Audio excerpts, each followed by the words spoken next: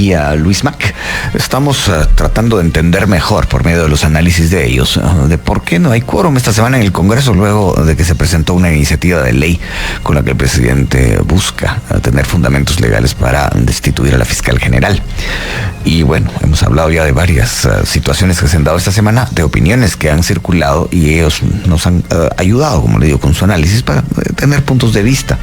Entonces, seguimos con esto. Ayer fue noticia, licenciada Villagrán, declaraciones del presidente del Congreso, Nery Ramos. Confirmó sin dar nombres que algunos diputados habían recibido amenazas para no asistir a la plenaria del martes. ¿Usted cómo ve eso? Bueno, yo creo que eso precisamente es uno de los temas que el Ministerio Público debería investigar. Yo creo que, bueno, debería continuar presentando una demanda, me parece a mí, el presidente del Congreso, si tiene constancia y pruebas de que eso es una realidad, debería de interponerse una denuncia para que... ¿Es el presidente del Congreso quien tendría que interponer esa demanda o quienes recibieron esas amenazas? Quienes recibieron las amenazas, bueno, no sabemos si el mismo presidente del Congreso haya sido uno de los que recibió amenazas, pero tanto el presidente del Congreso como el diputado Samuel Pérez también denunció lo mismo hace unos días, de que sabían que había habido llamadas telefónicas amenazantes en contra de diputados para que no se presentaran al Pleno. Yo creo que eso es un hecho muy preocupante, porque tampoco puede empezar a ocurrir que frente a temas que a algún grupo en el país no le gusten, no le parezcan que deben de aprobarse, entonces se recurra a prácticas como esas, que afortunadamente hasta el día de hoy son amenazas y no ha habido ningún hecho concreto, digamos, que se materialicen esas amenazas, pero recordemos que hay siempre en todas las sociedades hay grupos que son muy radicales, con posturas muy extremas, en donde pueden llegar a querer hacerle daño realmente a alguna persona. Entonces me parece a mí que esto debe ser motivo de una investigación seria para tratar de determinar quiénes son esas personas que están generando esas amenazas. Pero por el otro lado, creo también que puede llegarse a entender como medidas desesperadas cuando hay grupos o hay personas que no tienen los adecuados mecanismos para canalizar esos desacuerdos, ¿verdad? Y entonces recurren a la violencia o a la amenaza del uso de la violencia, porque realmente no tienen el canal adecuado para presentar su oposición. Y ese es el rol que el diputado debería estar jugando. En el primer segmento del día escuché yo a un representante de las autoridades indígenas diciendo, bueno, si uno no tiene, si el diputado no representa los intereses de su pueblo, ¿para qué queremos diputados? Y a mí me parece que esa es una frase que concentra mucho de lo que aquí está sucediendo, y es que los diputados todavía no terminan de entender que son representantes de un distrito, de un grupo de votantes que desearían ver en el Congreso representada esa voluntad, ese deseo por lograr cambios, por lograr mejoras. Y entonces la amenaza solamente es una prueba más de lo poco preparados que estamos para ese debate político y esa discusión que en todas las sociedades ha probado ser sano. Bueno, sí, la verdad es que de esa entrevista a la que usted hace alusión, licenciada, hay muchas cosas que sacarle. Y bueno, de eso podemos hablar más adelante. Voy con el doctor Luis Mack. Doctor Mack, escuché a un par de diputados descalificar lo que se conoció días atrás en cuanto a que había habido amenazas de diferente tipo para que no asistieran al Congreso el pasado martes. Uno de ellos, por cierto, fue claro y dijo que a él sí lo habían amenazado cuando fue la aprobación del presupuesto y cuando se le retiró el derecho de antejuicio a 5 magistrados del TSE, y dijo que le habían amenazado con quitarle la visa y que se la habían quitado. ¿Cómo ve usted ese tipo de declaraciones? Bueno, hablando de las amenazas siempre, por supuesto. Una una declaración que en alguna medida sí demuestra que cuando hablamos de amenazas, son amenazas en sentido amplio, realmente, que pueden ser mareros, como también dijo un otro diputado. Puede ser esta otra lógica, que obviamente se refiere a lo que en alguna medida dijo la fiscal en su discurso: yo no recibo órdenes en inglés. Esto ya viene de rato, realmente, esa idea de que la embajada está presionando de manera sistemática. Pero también había otras versiones que decían: es el Ministerio Público el que está llamando, el que está presionando. Y en ese caso, si fueran gente ligada al Ministerio Público, esa idea de vamos y denunciemos al Ministerio, pues no tiene mucho sentido tampoco.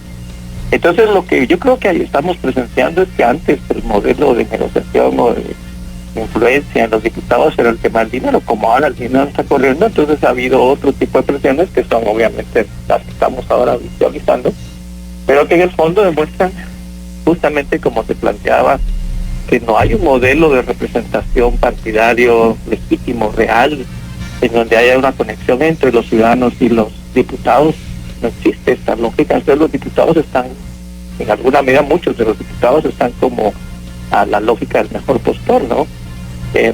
Y esto es un elemento muy complejo, porque entonces tradicionalmente los gobiernos débiles como el de Jimmy Morales o el de Alejandro Yamatei, que llegan con poca, digamos, con poco caudal político propio, tenían pocos diputados, en alguna medida no tenían mayorías, lograron construir mayorías, hasta, digamos, unas mayorías en el Congreso, pues basados realmente en este, digamos, en este otorgamiento de concesiones sobre el dinero, de privilegios.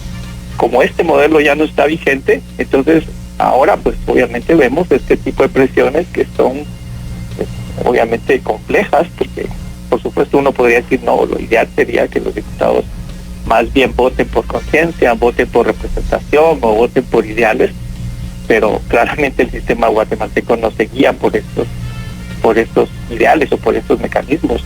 Bueno, obviamente todos los sistemas políticos tienen más de algo de esto, por supuesto, pero creo que el extremo guatemalteco es obviamente patético, realmente, en el sentido de que no hay posibilidad realmente de una actuación como de conciencia, que en alguna medida se podría pedir a estas personas que son representantes de la dignidad nacional. Hablando de conciencia, voy con la licenciada Claudia Villagrán y hago alusión a esta charla sostenida aquí en La Primera Hora con el representante de Chichicastenango, Juan Carlos Toj, que precisamente decía lo que usted mencionaba, licenciada Villagrán: si los diputados no representan nuestros intereses, ¿de qué nos sirven los diputados? Pero acaba de decir el doctor Mac algo que creo que vale la pena que se le plantee a usted como pregunta para que usted haga el análisis. Habla de la escasez de diputados que tuvieron los dos pasados presidentes, pero que de pronto terminaron con mayoría. Y en este caso particular, si en efecto, como dice el doctor Mac, las prácticas del pasado de, se supone, pagar diputados para armar alianzas fuertes ya no se dan, ¿usted cree que la ciudadanía pueda alcanzar, como empecé diciendo, conciencia de que eso está ocurriendo en el Congreso, o sencillamente ve que no reúnen los diputados el oficialismo para tratar de por lo menos discutir la iniciativa de ley presentada el lunes? Yo creo que todo el proceso que hemos vivido casi desde la primera vuelta en el año pasado hasta el día de hoy está siendo una escuela de aprendizaje de ciudadanía. Yo lo que estoy viendo y lo que uno lee en redes y escucha de diferentes personas es una toma de conciencia respecto al poder y a la capacidad que tiene el ciudadano primero de exigirle a sus funcionarios que cumplan con su función. Por otro lado, la capacidad que tiene la ciudadanía organizada de incidir en la toma de decisiones. Lamentablemente, lo que nos tenemos del otro lado, digamos del lado de los funcionarios electos o nombrados en algunos casos, es que hemos llegado a unos niveles de cinismo en donde realmente lo único que le interesa al funcionario es su agenda, sus temas y su bueno, lo estamos viendo, ¿no? De lo que han estado denunciando, y sus propios intereses económicos. Y en esa medida, entonces, todo lo que diga su votante es totalmente ignorado.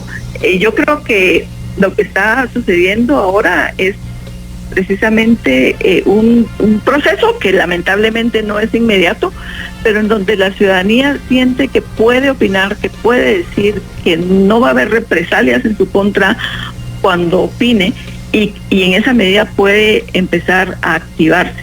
Eso, como digo, no es inmediato. Los resultados frente al tipo de funcionario muchas veces que tenemos no va a ser de ahorita cambio de opinión porque mi votante me lo está exigiendo, pero sí creo que la ciudadanía está aprendiendo y que ese proceso nos puede llevar, ojalá, a una situación mejor en términos de una ciudadanía mucho más educada y mucho más culta políticamente. Claro que siempre habrá otro tipo de ciudadano que está más preocupado por su cotidianidad y no tiene el tiempo o no tiene el interés en vincularse políticamente o de informarse políticamente, pero creo que tenemos hoy por lo menos muchas voces y voces que no han sido las voces más tradicionales, y que ojalá los diputados, los funcionarios electos, en este caso los diputados, empiecen a escuchar porque pues en la medida que la población no se siente escuchada, la posibilidad de que enfrentemos crisis políticas es mucho más grande, ¿no? Si la ciudadanía encuentra ese canal de representación, pues seguramente utilizará ese canal para hacer saber su descontento o hacer saber su opinión. Pero si eso no sucede, las tensiones pueden incrementarse. Si las tensiones llegaran a incrementarse, y voy a volver a citar al señor Juan Carlos Toj, representante de Chichicastenango, que estuvo con nosotros esta mañana aquí en la primera hora por la vía telefónica. Eso lo pregunto al doctor Mac. Él decía que ya no iban a encerrar a sus pueblos, sino que iban a venir a la capital. ¿Usted cree que si no hay, como mínimo, una discusión de esta propuesta hecha por el presidente allá en el Congreso, esta discusión, ¿usted cree que podríamos tener escenarios parecidos a los de octubre del año pasado, con manifestaciones aquí en la capital, por ejemplo, frente al Congreso de la República? ¿Manifestaciones indígenas? Doctor Mac, ¿está con nosotros? Vamos a revisar ahí técnicamente qué ocurre. Creo que la llamada se cortó. Y si es así, vamos a rehacerla, a marcar de nuevo el número del doctor Mac. Ya me dirá Willy en qué estamos, que por lo visto no es así. Si no es así, licenciada Villagrán, yo creo que la pregunta también es válida para usted. ¿Usted ve posibilidades de que aquí podamos tener un escenario similar al de las protestas frente a Gerona, que se dieron especialmente en octubre del año pasado? Creo que, bueno, de hecho, ya han habido algunos comentarios en esa vía de autoridades representativas de los pueblos indígenas, donde claramente están diciendo, bueno, o sea, esto no terminó con la toma de posesión del presidente, porque esto es una defensa de la democracia, no es una defensa del partido en el poder, digamos, o de un partido político en particular. Y en esta línea, en la medida que los diputados no puedan leer y entender lo que la ciudadanía está queriendo de ellos, seguramente estos grupos que están organizados, que han tomado conciencia del poder que pueden tener como ciudadanos organizados, estarán en la disposición de empezar a hacer esas expresiones de descontento en las calles y en las plazas, como se hizo el año pasado. Entonces yo no veo que haya ninguna razón por la cual no lo hagan. Más bien creo que la postura de los diputados los está orillando a retomar las calles como un mecanismo para ser escuchados. Hablando de retomar, eso es lo que vamos a hacer con la charla. Y bueno, eso ha sido todo. Espero que les haya gustado el video, y si fue así, pues ya saben, dejen su poderoso like o dislike. Suscríbanse y activen la campanita de notificaciones para no perderse de los nuevos videos. También les recuerdo que ustedes tienen la última opinión en la cajita de comentarios. Así que sin más, yo me despido deseándoles éxito en todo. Así que nos vemos en el próximo video.